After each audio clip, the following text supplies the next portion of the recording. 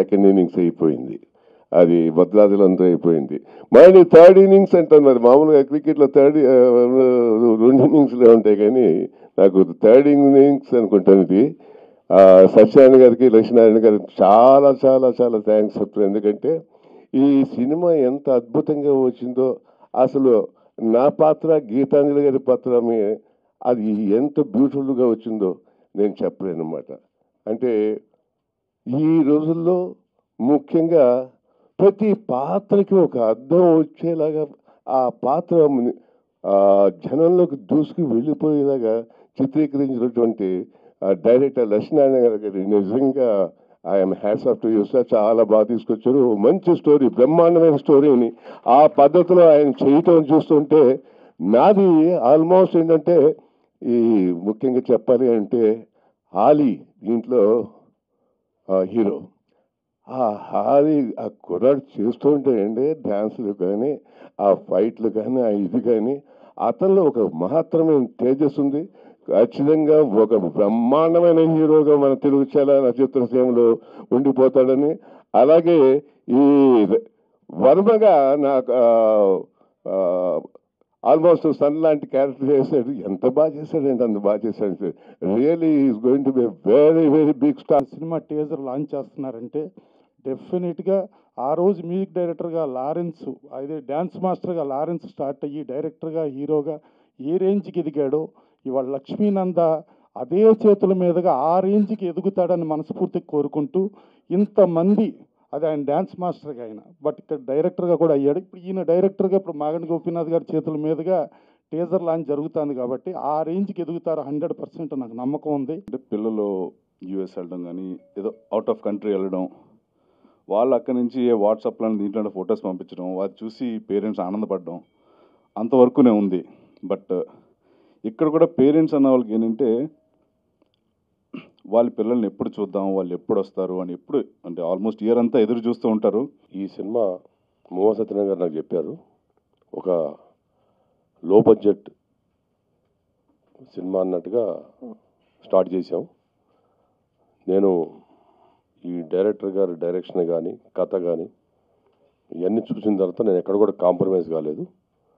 అనుకున్న దానికంటే double budget అయింది, అయినా మేము కాంప్రమైజ్ కాకుండా ఎక్కడ కూడా ఈ సినిమా తీయటం జరిగింది. అంటే ఇట్లాంటి సినిమాలకి హీరో అనేది డైరెక్టర్, ప్రొడ్యూసర్ అవుతారు. ఎందుకంటే డైరెక్టర్ ధైర్యం చెప్పాలి, ప్రొడ్యూసర్ డబ్బులు పెట్టాలి. కనుక వీళ్ళే ఈ లో బడ్జెట్స్, ఇట్లాంటి బడ్జెట్ సినిమాలకి చాలా దాదాపు మన ఇండస్ట్రీలో దాదాపు ఒక 200-300 సినిమాలు ఆగిపోయి ఉన్నాయి కదండి. ఇట్లాంటి సినిమాలు ఒక 200-300 సినిమాలు దాకా ఆగి పక్కన పెట్టి ఉన్నాయి. అంటే ఫైనాన్స్ ప్రాబ్లం కానీ ఏది కానీ ఇవన్నీ ఉండటం వల్ల. కానీ ఇట్లాంటి ప్రొడ్యూసర్స్ వచ్చి మోహన్ సత్యనారాయణ లాంటి వాళ్ళు ధైర్యంగా నిలబడి ఈ సినిమాని కంప్లీట్ చేస్తాం అనేది ఫస్ట్ ప్రొడ్యూసర్ గారి ధైర్యానికి మెచ్చుకోవాలి మనం.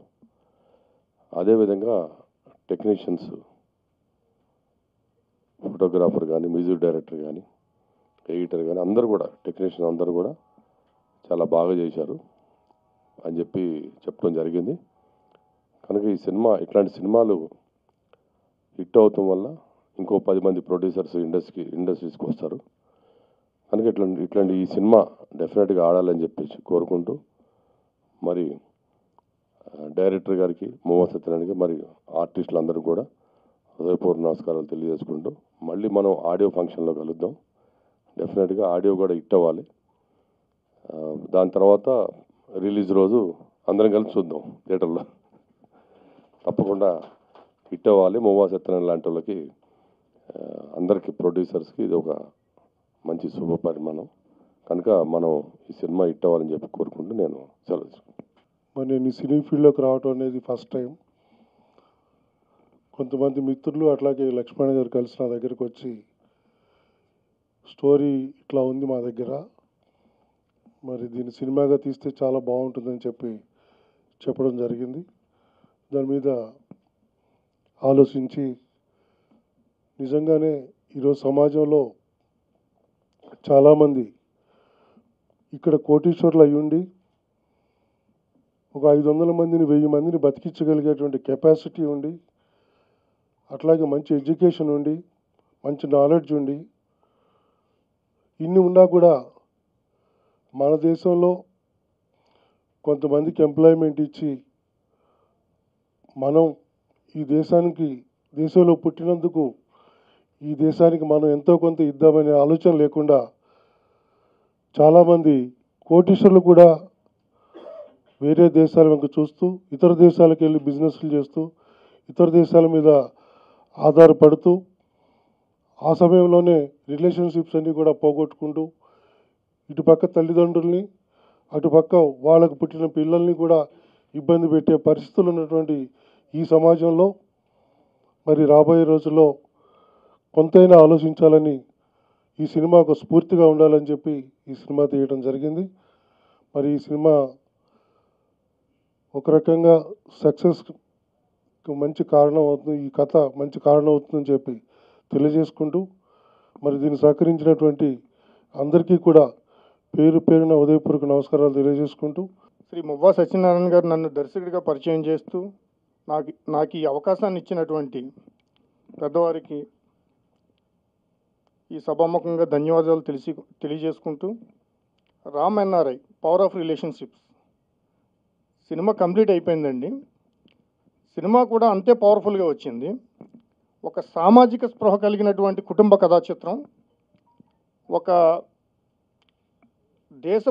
ప్రతి దేశ పౌరుడు కూడా ఈ సినిమాను చూసి ఆదరించాలని మనస్ఫూర్తిగా కోరుకుంటున్నాను. సినిమా కూడా చాలా బాగా వచ్చిందండి. చూసి అందరూ ఆదరించాలని మనస్ఫూర్తిగా కోరుకుంటూ సెలవు తీసుకుంటాను.